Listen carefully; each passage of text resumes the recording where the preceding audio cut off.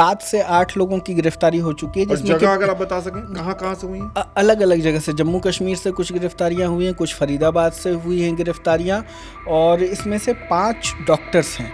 5 doctors? हाँ, और ख़ास तौर से जो अल-फलाह यूनिवर्सिटी से जुड़े डॉक्टर्स थे, उनका अगर मैं डॉक्टर्स का नाम बता दूं, जो आरोपी डॉक्टर हैं, बार बार ये हम हाँ बिल्कुल बार ये स्पष्ट कर रहे हैं कि ये आरोपी हैं, इन पे ये आरोप लगा है। हाँ, डॉक्टर मुजम्मिल शकील, ये 36 वर्ष के डॉक्टर हैं। डॉक्टर शाहीन सईद, 45 साल इनकी उम्र है। डॉक्टर आदिल अहमद 38 साल उम्र के हैं। डॉक्टर सज्जाद अहमद 32 साल के हैं। डॉक्टर परवेज़ अंसारी ये 41 साल के हैं। सहारनपुर के जिस आतंकी डॉक्टर आदिल अहमद को गिरफ्तार किया गया था, वह अनंतनाग में डॉक्टर प्रियंका का सीनियर था, और इसका इस्तेमाल इसलिए होता है क्योंकि इसमें एसीटोन, हाइड्रोजन पेरोक्साइड और एसिड जैसे आसान घरेलू केमिकल्स इस्तेमाल होते हैं, और ये वजन में बहुत हल्का होता है और बहुत ही ताकतवर धमाका कर सकता है। दिल्ली के चांदनी चौक में हुए ब्लास्ट को लेकर के रोज कुछ न कुछ अपडेट आ रहा है। आरोपी पकड़े जा रहे हैं, एनआईए ने चार्ज ले लिया है, कोर्ट में पेशी भी हो रही है। क्या कुछ नया पता चला है आज के दिन इस मामले पे? हमारे साथी गुंजेश हमारे साथ हैं। गुंजेश, ये बताइए, ये जो दुखद घटना हुई जिससे हम सब एक बार चौंक गए और देश की राजधानी में इतना बड़ा अटैक करने की कोशिश, या अटैक ही कहें, अटैक तो हुआ ही, जाने भी गई, अभी क्या ताज़ा जानकारी है आपके पास? एक तो सबसे पहले इस घटना में मरने वालों की संख्या बढ़कर 15 हो गई है, जो शनिवार तक 11 बताई जा रही थी। अब वो आज सूचना आई कि 15वें शख्स की भी, जो घायल थे अस्पताल में जिनका इलाज चल रहा था, उनकी मौत हो गई है।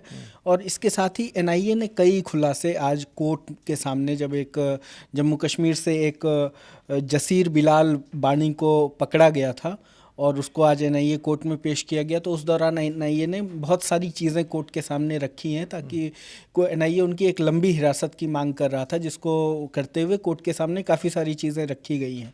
तो उसमें कई खुलासे हुए हैं, जैसे कि विस्फोट में करीब 30 से 40 किलो, जो कार विस्फोट हुआ उसमें 30 से 40 किलो विस्फोटक शामिल इस्तेमाल किया हो सकता है। कार में 30 से 40 किलो विस्फोटक था? हाँ, हो सकता है। हाँ, ये बताया। फिर ये भी बताया गया है कि किस तरह से ये जो जसीर बिलाल वानी उर्फ दानिश, जिसे गिरफ्तार किया गया है, वो किस तरह से डॉक्टर उमर की, जो माना जा रहा है कि अब एनआईए ने माना है कि वो एक फिदाइन हमलावर था, यानी सुसाइड बॉमर था, जिसने खुद को उस कार के साथ ब्लास्ट कर लिया।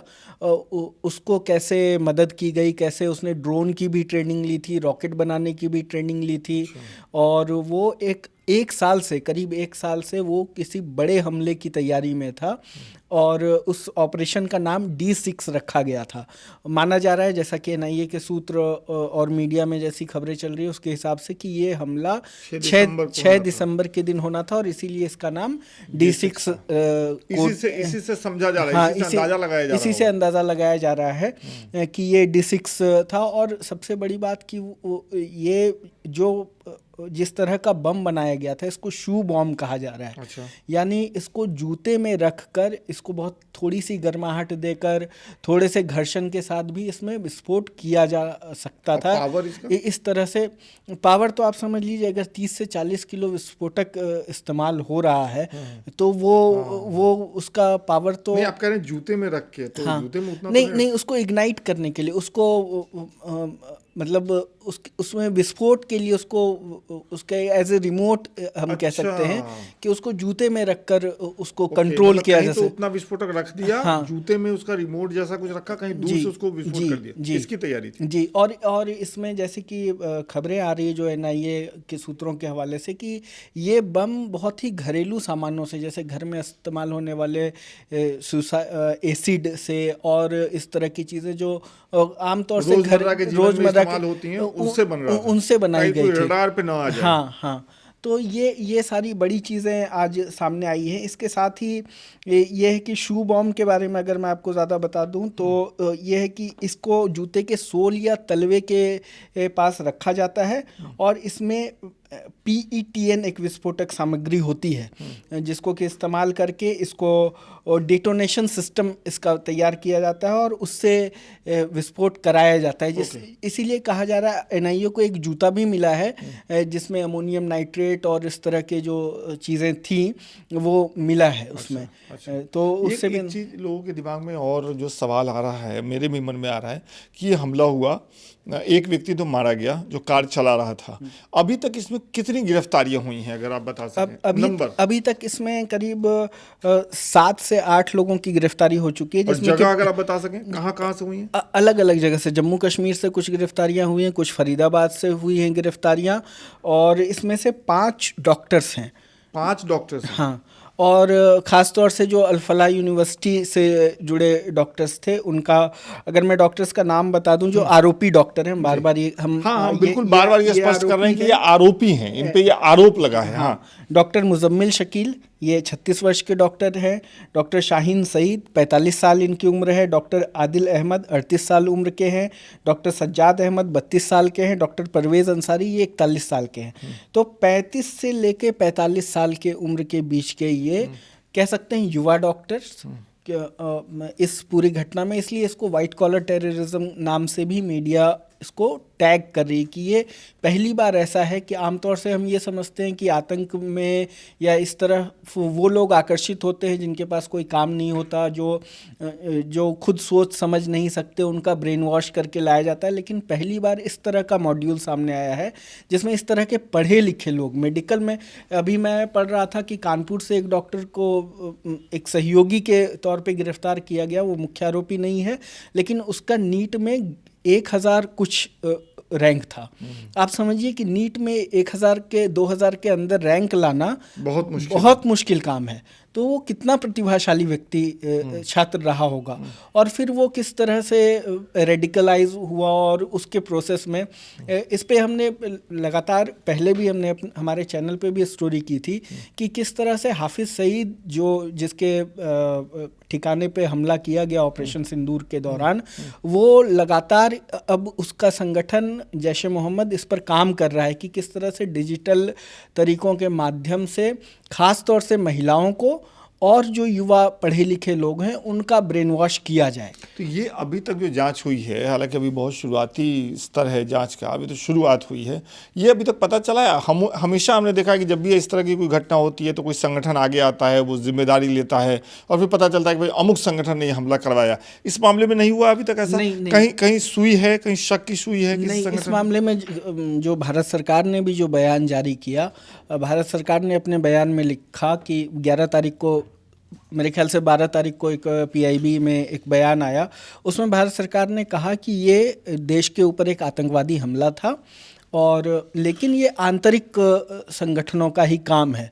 सरकार ने भी अभी तक किसी नए ऐसे संस्था की या ऐसे किसी संगठन का नाम नहीं लिया है, और ये एक तरह से पूरी तरह का नया मॉड्यूल है जिसमें कि विस्फोटक भी बहुत अलग तरह के इस्तेमाल हो रहे हैं, लोग भी अलग तरह के हैं, उनका मोडस ऑपरेंडी भी बहुत ही अलग है, और ये किसी बहुत बड़े हमले की तैयारी में थे। ये तो बिल्कुल साफ है, क्योंकि एक करीब 1300 टन के आसपास फरीदाबाद से इस वारदात से 24 घंटे पहले ही बरामद होना, और उसके बाद अचानक से दिल्ली में इतना बड़ा धमाका है, उतने व्यस्त चौराहे पे होना, ये सब कुछ कुल मिलाकर ये तो दिखाता है कि इनकी तैयारी कुछ बहुत बड़ा करने की सिंपल, मतलब हम लोग सामान्य तौर पे भी समझ सकते हैं कि वहाँ वो दबिश हुई, उसकी वजह से ये अटैक या कुछ लेकर के भागने या किसी जगह पे ठिकाने लगाने की कोशिश हुई, या कुछ कर देने की सनक। हाँ, ये तो अब शायद जांच में या और जब तह में चीज़ें जाएंगे कि ये पैनिक में हुआ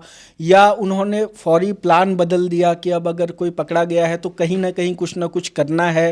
मतलब ये पैनिक और उद्देश्य, सउद्देश्य होने के बीच का फासला बहुत ही कम है, बहुत ही ब्लर है इस बारे में चीज़ें, इसको कुछ भी निर्णायक तरीके से नहीं कहा जा सकता है। लेकिन एक और बात जो कि पुलिस को मिली है धमाके की पास वाली जगह से, पुलिस ने कहा है कि ये 9 mm की 3 गोलियां भी मिली हैं पुलिस को वहां पे। यानी इनके पास में रिवॉल्वर या बंदूक या उस तरह की चीजें भी थी, जरूरत पड़ेगी तो ये फायर हाँ भी कर सकते हाँ हाँ। और इसमें से और कोई हथियार पुलिस को वहां पर नहीं मिला है, सिर्फ गोलियां मिली हैं। तो अब ये संदेह है कि किस तरफ से क्या हो सकता है। पूरे दिन पुलिस NIA कोशिश कर रही है कि वो जो डॉक्टर उमर था, जो कि जिसको कि फिदायीन हमलावर माना जा रहा है, जो और ये माना जा रहा है कि उसी धमाके के साथ उसके भी परखच्चे उड़ गए, उसके रूट को रिक्रिएट करने की कोशिश NIA कर रही है कि एक बार फिर से उन सारे इलाकों को ट्रेस किया जाए, उनकी गहन जांच की जाए, ताकि किसी उससे जुड़े हुए लोगों और लिंक को तलाशा जा सके।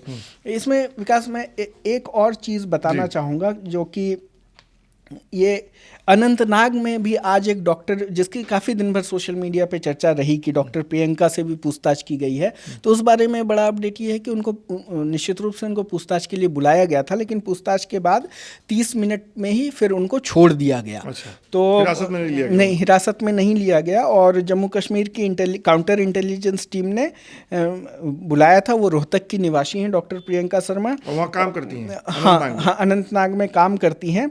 और बताया गया कि सहारनपुर के जिस आतंकी डॉक्टर आदिल अहमद को गिरफ्तार किया गया था, वह अनंतनाग में डॉक्टर प्रियंका का सीनियर था। और इसलिए उनसे बातचीत कुछ पूछताछ, वो चीजें मिली होंगी, तो इसके लिए वो बुलाया गया। और एक जो इसमें TATP एक कह सकते हैं एक डेटोनेटर की तरह इस्तेमाल होने वाला है। इसके बारे में कहा जाता है कि दुनिया का सबसे खतरनाक और सबसे अस्थिर विस्फोटक माना जाता है। और इसका इस्तेमाल इसलिए होता है क्योंकि इसमें एसीटोन, हाइड्रोजन पेरोक्साइड और एसिड जैसे आसान घरेलू केमिकल्स इस्तेमाल होते हैं। और ये वजन में बहुत हल्का होता है और बहुत ही ताकतवर धमाका कर सकता है। तो और संदेह है जो उसके जूते में भी, जिसके बाद NIA शू बॉम्ब की बातचीत करी है, उसके विस्फोट स्थल के पास मिले जूते में भी इसके ट्रेसेस मिले हैं।